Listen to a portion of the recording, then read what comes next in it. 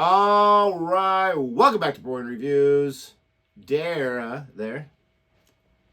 Dara there. Yes, Dara the Explorer.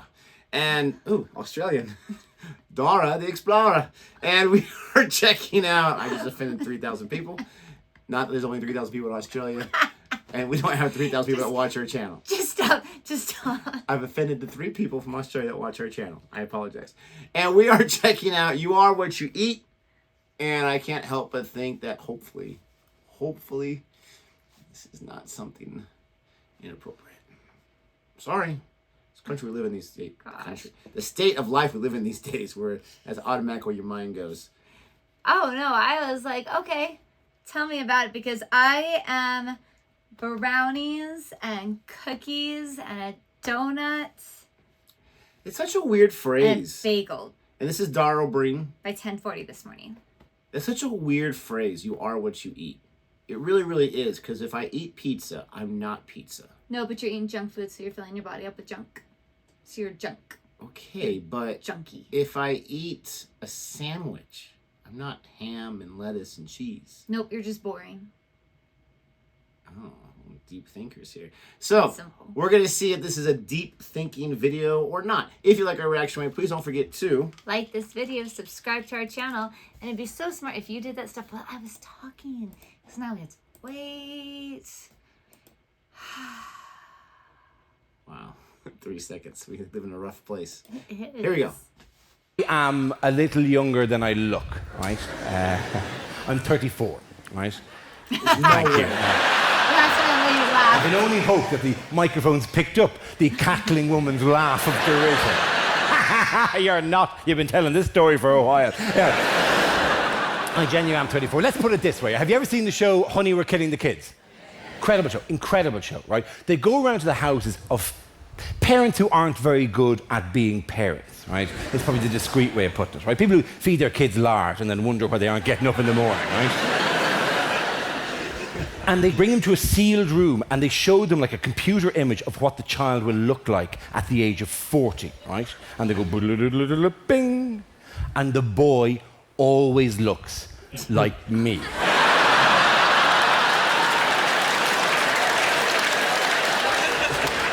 Every week, they just put up a giant picture of my face. And the parents recoil in horror.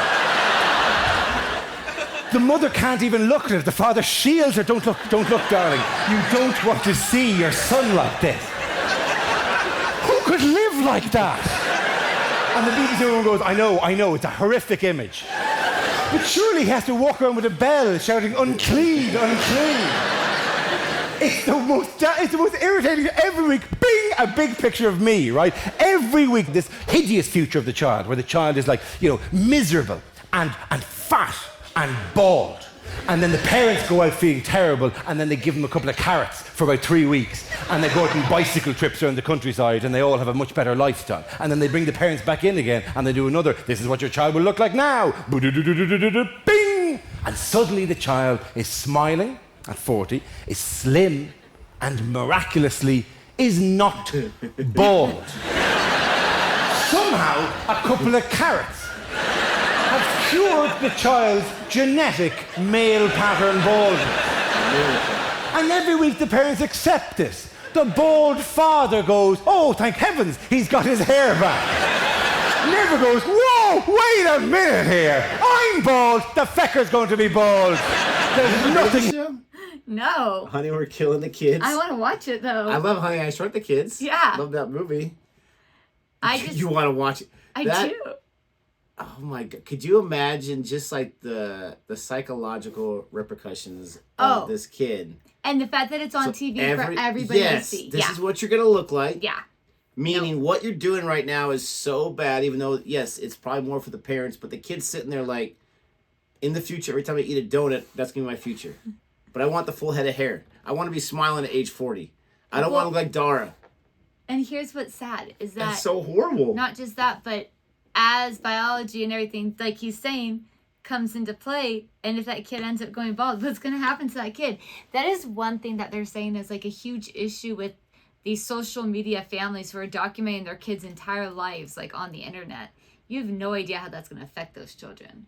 I mean, I guess it just really accentuates how bad the parents are, that they're putting themselves and their kid on this TV show. Because when that kid gets older, if anyone else had seen that episode and they see him, you are looking like your fat self. Ha ha ha. Not even have that. you don'ts have you had recently? Oh gosh. Not even that. Just that year when it airs. Could you imagine going to school the next day, the next week? Well, All yes, your friends could have seen that. No, I can't imagine because when I was a kid, reality TV, thank goodness, didn't exist. I don't think my parents would have put us on there, but. He can do about it. He's doomed to baldness. No amount of carrots and bicycle trips are good. Why don't you just make him Hispanic if you're going to feck around, right? If the whole point is just to, well, screw the science, let's just scare the shit out of the parents, why don't you just go bing and have the parents go, Jesus, where did you get the eye patch? And the gunshot wound. And is my daughter missing an ear? How did that happen? And the BBC woman will go, oh, she lost the ear in a fight with a bear in a bar in Minsk. You're a terrible parent.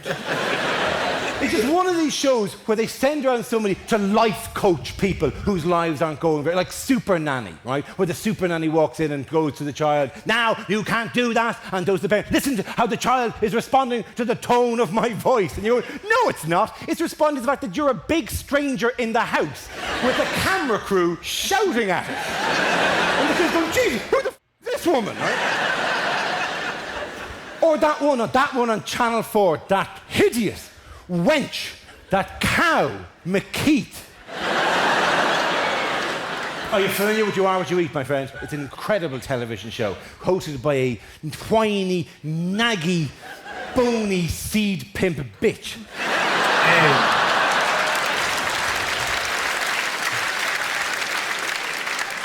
Who goes onto the homes of morbidly obese people, who we are introduced to in a slow-motion video package, where they are pictured walking across uneven ground or on a rope ladder of some description. Something hideously unflattering. And then Gillian, as their visual, shows them a table of all the food they've eaten in the last week. A table heaving, creaking, groaning under the weight of pies and curries and chips and beer. And Gillian points to the table and goes, look at it! Look at it! This is what you ate in the last week. And the fat person looks at it, and their face is a mixture of pride, sadness that they weren't going to eat it, and lust. As if to go, did I eat all that? I did it all again. Okay, so that's a TV show. You are what you eat. I want to say, now obviously it's a very common phrase, so that could be influenced. But I want to say I've heard of that show before. I haven't heard of that woman.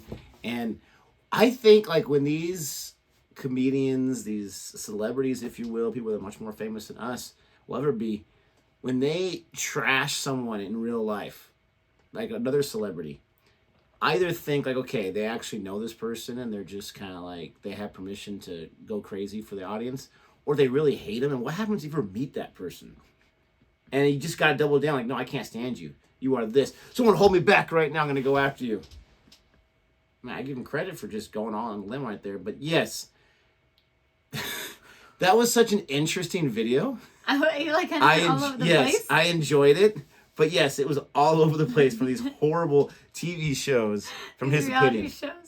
Yeah, I think he was kind of getting his annoyance out a little bit. I love it. That was hilarious. Pet peeves. Right?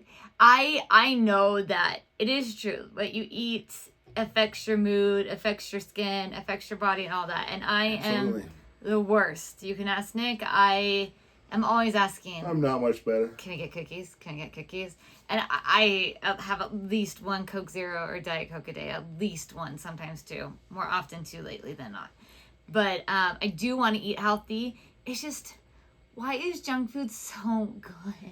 And it's something that someone who is in a good place with their health and is fit and have a really healthy diet or whatever, it's something that they're never going to understand, even if they can look back at their own unhealthy eating days. but it's so difficult. It's an addiction. And I'm not going to say it's just this country, but especially in this country, like it's just, if you want to eat healthy, you're going to pay 2 to 3 times more money for the healthier food. And our healthy food is crap here. Yes, you don't even know exactly, unless it's straight out produce, you don't really know exactly how much healthier is it. What exactly are they putting in there to say it's healthier and it's low fat and low calorie, and what are they replacing it with? It's difficult. You have to be really committed. And there's been a few times in my life where I have been committed for several months, over years. And when I'm in that zone, it's so easy. And I look at the things that people eat that I'm eating right now, and I'm like, oh, that's just so gross. But you have to get in that zone, and it takes, like anything else, it takes discipline. But yes, it's very, very difficult. There's a reason why so many people are obese in some way. Yeah. Or if they're thin, to your own, admittance. Yeah. Maybe thin, not but not fit. Yes, maybe not the healthiest. You might have a high metabolism, but it does. Yeah. Not me speaking, her speaking. But I love his take on it though, because he's just like, you know what? Yes, I understand what you guys are doing, but this is horrible. And then you're putting these people on display. But I love that whole thing where the person looks at it and says, "I'd do it again." Looks really good, actually. Yes, because I thought he was going to say something like they look at it like with pride and with sadness that you're going to take it away from them. Like, oh, I want it. They used to do that on The Biggest Loser. I used to love watching that show. Yes. I thought it was so amazing how much weight they would lose and the diets and the exercise. Have you seen the documentaries about what they did? Yes, it has not worked out well. That way of extreme diet. And everyone, when you watch it, you know it's not good. That can't be good for you. But people who have lost 200 pounds and their ending weight was under 200 pounds, so they lost like 50+% of their entire body weight. Years later, they're the same weight they were when they started the show, or heavier, or maybe a little lighter. And they talk about how it just killed their whole metabolism and their stomach and everything, to the point where now they have to work twice as hard to lose the weight they could have lost before, because that extreme, like, it's just, I don't know what I'm saying. I'm just saying that this reality show with like the food and the weight, it's more the best cure is just being more disciplined, which I'm admitting is very, very difficult. Yeah. At least for myself. But we hope you enjoyed our reaction to that and a little infomercial there. Don't forget to like and subscribe. Thanks so much for watching, and until next time. Bye.